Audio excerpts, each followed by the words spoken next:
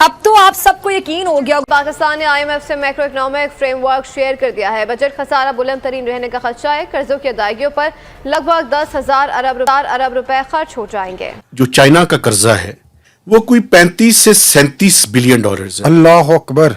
और हाल ही में जब इसहाक डार साहब जो deputy prime minister and foreign minister भी हैं और हमारे जो प्लानिंग कमीशन के मिनिस्टर साहब हैं, सारे चाइना गए हुए थे और एक ही बात वो कर रहे हैं, हमारे पैसे वापस करें। अब तो टैक्स भी कम पड़ रहा है, लोग खाएंगे क्या, मरेंगे क्या, जिएंगे क्या, और आपके ड्रामे कब तक? तो अब क्या हम मोदी साहब को कहें कि वो आके मसला हल कर जाएं? Not bad, not bad.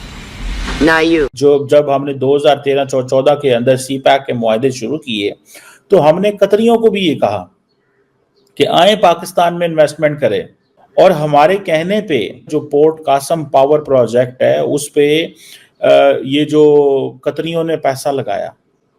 अब कतरी कहते हैं हमें पैसे भेजो, असी कहने साढ़े को कोई नहीं है। इंडिया को आप देख लीजिए कि इंडिया पर हमने 800-850 साल हुकूमत की और इस पाकिस्तान को फतह किया with the help of Russia, with the help of USSR, Soviet union. उस वक्त ये कहा गया कि हमने मुसलमानों के से की हुक्मरानी का 850 हुक्मरानी का बदला ले लिया है। पाकिस्तान ने 2 सुपर ताकतों को शिकस्त फाज दी है, एक USSR को, एक अमेरिका को। अमेरिका ये कहते हैं कि जो भी अमेरिका में जो शिकस्त हुई है 2020 के अंदर, जो भागे हैं अगस्त के अंदर अमेरिकन, तो वहाँ के जितने भी CIA के एजेंट हैं या जितने भी वो बड़े FBI के हैं या जो कोई और भी वहाँ के सरकारी लोग हैं, वो कहते हैं अफगानिस्तान में कैसे शिकस्त हुई। उन्होंने कहा 1 वर्ड पाकिस्तान शिकस्त दी। जय हिंद दोस्तों, इस वीडियो में आप देखेंगे एक पाकिस्तानी बकलौल चाचा की वीडियो, जिसमें आप देखेंगे कितना फेंकू चाचा पाकिस्तान में ये पाया गया है, किस तरह से पाकिस्तान को दुनिया का सबसे बड़ा सुपर पावर कह रहा है। आप इसे जरूर देखिएगा। साथ ही साथ चाइना ने अब अपना कर्ज वापस मांग लिया है पाकिस्तान से, और पाकिस्तान के मुंह से निकला है अल्लाह अकबर, क्योंकि चाइना का जो पाकिस्तान के ऊपर कर्जा है लगभग 35 से 37 बिलियन डॉलर का है, और IMF की अगली किस्त के लिए भी कटोरा शरीफ ने अपना कटोरा फैला दिया है। आप इस वीडियो में पाकिस्तानी रिएक्शन देखेंगे, और चैनल पर नए हैं चैनल को सब्सक्राइब करना मत भूलिएगा। तो अगर दुनिया में खुफ्ता या खुफिया या अभी खामोश कोई अगर सुपर ताकत है, वो पाकिस्तान है। ये आज रिकॉर्ड पर जैन साहब हम कहते हैं, लिख लें आप जी, कि हम ये जुमला इस्तेमाल कर रहे हैं कि दुनिया की सबसे बड़ी सुपर ताकत पाकिस्तान है। अब इसके लिए कि हमने 2 सुपर पावर तो तक दे दिया, इंडिया हमारे लिए कोई हैसियत नहीं रखता। इंडिया के लोग खुद सुन लें इस बात को, इंडिया के मुसलमान खुश हो लें और अपने आप को मुस्तमा कर लें कि आपके साथ में एक सुपर ताकत खड़ी है, जो कि अल्लाह की दी हुई ताकत है और कोई दुनिया की ताकत उसे नहीं हरा सकती है। पाकिस्तान तो अब रोजी रोटी अपनी नहीं पूरी कर सकता, हमारा हदफ तो अब चाइना है। तो आज मोदी ये कह रहा है कि पाकिस्तान के हाथ में कटोरा है। मसला यह है कि पाकिस्तान को इस नहज पर कौन लेकर आया है। पाकिस्तान और इंडिया का हर लिहाज से जो डिफरेंस पैदा हो गया है कि इंडिया इतना आगे चला गया, बहुत सारे लिहाज से, इकोनॉमी के लिहाज से, PhDs के लिहाज से, फॉरेन पॉलिसी के लिहाज से, दुनिया भर में इंपैक्ट के लिहाज से, नैरेटिव बिल्डिंग के लिहाज से इंडिया इतना ज्यादा आगे चला गया, लेकिन हम इतने ज्यादा पीछे क्यों रह गए। नरेंद्र मोदी साहब भरी तकरीब में बैठकर आपको ताने मारे हैं। क्या कह रहे हैं कि जी एक मुल्क जिसके हाथ में पहले बम हुआ करता था, वो अब हाथ में कटोरा लिए भीख मांग रहा है। ठीक है ना, वो आपके मुल्क को एक ही वक्त में दहशतगर्द कह रहा है और दूसरे ही लम्हे आपको क्या कह रहा है, भिखारी कह रहा है। और वो क्यों ना कहे, आपके तो अपने वजीर आजम शहबाज शरीफ साहब कहते हैं कि आप बेगर्स हैं, तो वो क्यों ना कहें भाई, वो तो दुश्मन मुल्क हैं, वो तो लाजमी आपकी तज़हीक उड़ाएंगे, लेकिन वो आपको दहशतगर्द भी कह रहे हैं। हम इतने ज्यादा डरे हुए क्यों हो गए हैं, हम इतने ज्यादा खौफजदा क्यों हो गए? नहीं तो यही मोदी इंडिया की हुकूमतें आती जाती रही हैं, ये पाकिस्तान के सामने हाथ जोड़ती थी, ये भीख मांगा करते थे, और इनकी कोशिश होती थी कि किसी तरह पाकिस्तान के साथ ताल्लुकात कायम किए जाए। लेकिन आज ये सारे खड़े होकर वहां पर धमकियां दे रहे हैं और आज ऐसी बातचीत कर रहे हैं, यानी हर बंदा मजाक उड़ा रहा है। चूंकि जो हमारे वज़ीर आज़म साहब है, वो जब भी तकरीर करते हैं शहबाज शरीफ साहब, वो ये बात जरूर कहते हैं मैं शबाना रोज मेहनत कर रहा हूं, और दूसरी तकरीर ये कहते हैं कि लोग मुझे देखकर ये समझते हैं कि मैं बगल में कटोरा लेकर आया हूं, यानी मैं भीख मांगता हूं। बगर्स कैन नॉट बी चूजर्स, भीख मांगते हैं, मुझे शर्म आती है, मैं मांगने आया हूं लेकिन मैं क्या करूं, मजबूरी है, मैं मांग नहीं सकता लेकिन मजबूरी है, मैं क्या करूं। तो इस तरह की गुफ्तगू करते हैं, और मोदी भी उसी तरह की बातचीत करना शुरू हो गया है। आज मोदी कह रहे हैं कि हमारे हाथों में कटोरा है और हम कटोरा लेकर पूरी दुनिया में फिर रहे हैं। नो डाउट पैसे तो मांग रहे हैं और पैसों की हमें शदीद से जरूरत है। बजाय इसके कि आप उनको मुंह तोड़ जवाब दें, आप आते हैं, आप अदलिया को मुंह तोड़ जवाब देते हैं, आप आते हैं, आप सहाफियों को मुंह तोड़ जवाब देते हैं, आप आते हैं, आप अपनी ऑपोजिशन को मुंह तोड़ जवाब देते हैं। आपका हाल ये है कि आप अपने मुल्क में तो बेतहाशा एक बदमस्त ताकतवर हाथी बने हुए हैं। Prime minister of Pakistan first week of June में एक्सपेक्टेड है कि वो चाइना जा रहे हैं। उसमें सिर्फ एक प्रॉब्लम है कि डेट्स शी जिनपिंग की तरफ से आनी है, वो टाइम दे दें तो बड़ी उनकी मेहरबानी होगी। तो हम कान में उनके करीब जाके रिक्वेस्ट और कुछ फूंकने की कोशिश करेंगे, अगर वो मान गए। इसमें अगर मगर बड़ी ज्यादा है, लेकिन कुछ ये हमारी मानेंगे, विश लिस्ट मौजूद है। उनकी कंडीशंस भी होंगी और उनकी जो वल्नरेबिलिटी है यहाँ पे, एक और भी बात सबसे बड़ा इशू है। एक और भी बात है, ये सारी बातें करने से पहले जो 600 अरब रुपए का सर्कुलर डेट है उनका, हाँ जी, वो भी देना पड़ेगा। इधर से देखिए, अभी हम सऊदीया को ब्रेक लगी है थोड़ी सी, अल्लाह करे वो भी आए, तो अब हम सरतोड़ कोशिश कर रहे हैं दूसरी कि तरफ चाइना को राजी कर लें। और IMF ने तो अभी पता नहीं क्या क्या करना है। IMF ये सारी चीजें, वो तो पेंडोरा बॉक्स खोलेगा आज जब ये कंक्लूड होगा विजिट। अभी पाकिस्तान की सिचुएशन ये है कि आपको एक एक पैसा चाहिए, आपकी सस्टेनेबल ग्रोथ बिल्कुल नहीं है, आपकी जो पॉवर्टी है वो उसका मार्जिन बहुत ज्यादा बढ़ गया है पाकिस्तान के अंदर, ह्यूमन रिसोर्स डेवलपमेंट का इंडेक्स जो है बहुत गिर गया है। अब आपका जो शुमार है दुनिया के बदतरीन ममालिक में होता है। तो इस सूरत हाल में तो तिनकों का सहारा है, तो ये IMF की हर शर्त ये मान लेंगे। हमने चाइना पाकिस्तान इकोनॉमिक कॉरिडोर के जो पावर प्रोजेक्ट्स के भी 550 अरब रुपए देने हैं, पाकिस्तानी 550 अरब रुपए। और हाल ही में जब इसहाक डार साहब जो deputy prime minister and foreign minister भी हैं, और हमारे जो प्लानिंग कमीशन के मिनिस्टर साहब हैं, सारे चाइना गए हुए थे और एक ही बात वो कर रहे हैं, हमारे पैसे वापस करें। एक तरफ हमने ये किया कि ये जो जब हमने 2013-14 के अंदर CPEC के मुआहदे शुरू किए, तो हमने कतरियों को भी ये कहा कि आए पाकिस्तान में इन्वेस्टमेंट करें।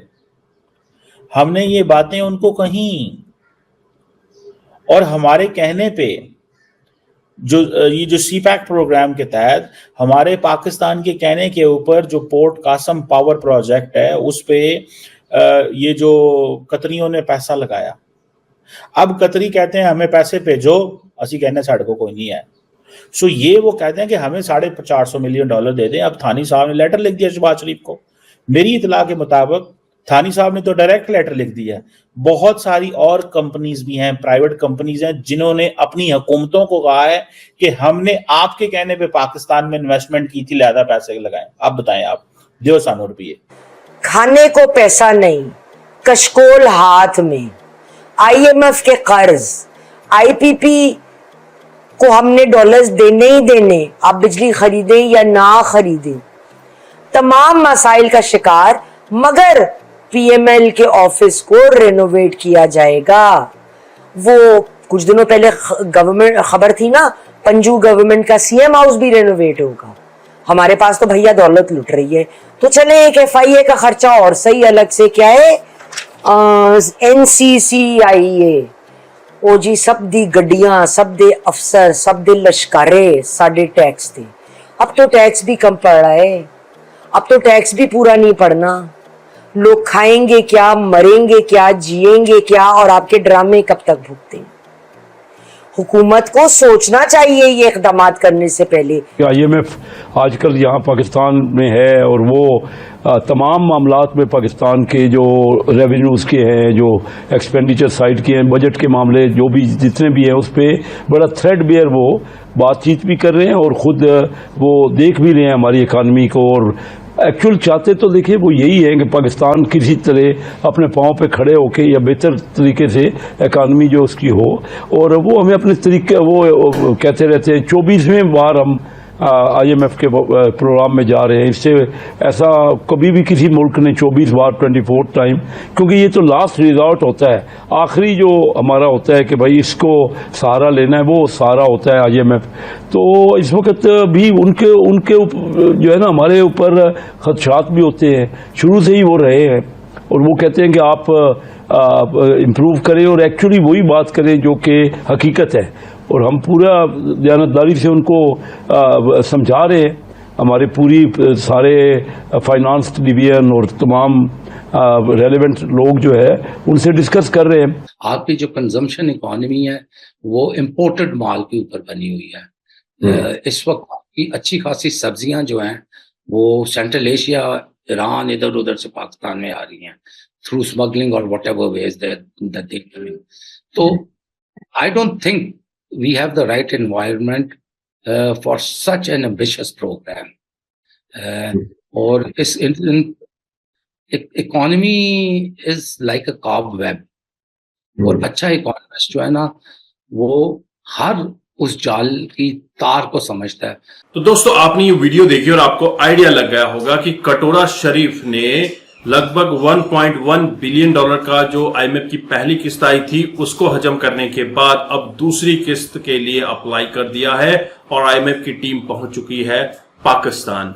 और अब जो डंडा होगा वो अवाम के ऊपर डंडा होने वाला है, क्योंकि सारा जो कर्ज का बोझ है वो जनता के ऊपर ही पड़ने वाला है। पाकिस्तान के अंदर अगर कोई बच्चा पैदा हो रहा है तो वो पहले से ही कर्जवान है, आईएमएफ का कर्जवान है, कतर ने जो पैसे लगाए हैं उसका कर्जवान है, और गल्फ की जितनी भी कंट्रीज है सबने पैसा लगाया हुआ है उसका कर्जवान है। साथ ही साथ चाइना का सबसे बड़ा कर्जवान बन चुका है। अब ऐसा लग रहा है चाइना ने जिस तरह से पाकिस्तान को डेड ट्रैप में फंसाया है, कहीं ना कहीं आधा पाकिस्तान चाइना को जा सकता है, और इसी वजह से आज पाकिस्तानी दुखी हैं। पाकिस्तान की सियासत आईएमएफ के सामने कटोरा लेकर बैठी हुई है कि कुछ भीख और मिल जाए ताकि हम चाइना की जो इंटरेस्ट है उसको चुका सकें।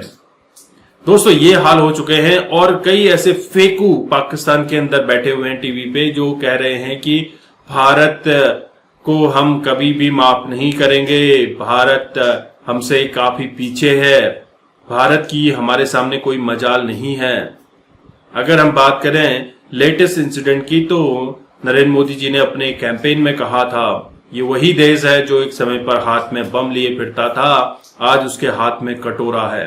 और क्यों न कहें, क्योंकि जब इनका वजीर आजम शहबाज शरीफ खुद बोलता है कि we are beggars and beggars have no choice, तो इस तरह के जब कमेंट आपके टॉप सियासत से आते हैं तो दुनिया तो बोलेगी ही। और भारत ने जिस तरह से पाकिस्तान को अलग दलग कर दिया है, दुनिया के दहाने से जो अलग हो चुका है, इसके बाद पाकिस्तान का बिकने के अलावा कोई ऑप्शन नहीं बचा है। जिस तरह से प्रोटेस्ट आपको पीओके के अंदर दिखे उसी तरह के प्रोटेस्ट आपको पूरे पाकिस्तान में एक दिन देखने को मिलेंगे। जिस तरह से बांग्लादेश बना था इसी तरह से पाकिस्तान के और भी टुकड़े आपको होते हुए देखने को मिलेंगे, जिससे कि पाकिस्तान की जनता खुशी की दो रोटी खा सकेगी, चैन की नींद सो सकेगी। दरअसल सियासत जो भी पैसा ले रही है उसको किसी न किसी तरह से अपने ही बिजनेस में लगा रही है, और अभी आर्मी का बजट इंक्रीज करने की भी बात चल रही है, क्योंकि जून में पाकिस्तान का बजट आना है और इस बजट के दौरान आर्मी का बजट बढ़ाया जाएगा। जबकि भुखमरी के हालात तुम्हारे देश के अंदर हैं, फिर भी तुम आर्मी का बजट बढ़ा रहे हो। कितनी बड़ी बदसलूकी, कितना बड़ा यह एक चैलेंजिंग कंडीशन है। जब खाने को रोटी नहीं होगी तो लड़ने की ताकत कहां से आएगी, ये भी ये पाकिस्तानी समझ नहीं पा रहे हैं। दोस्तों आपके क्या विचार हैं जरूर कमेंट कीजिएगा। चैनल पर नए हैं, चैनल को सब्सक्राइब करना मत भूलिएगा।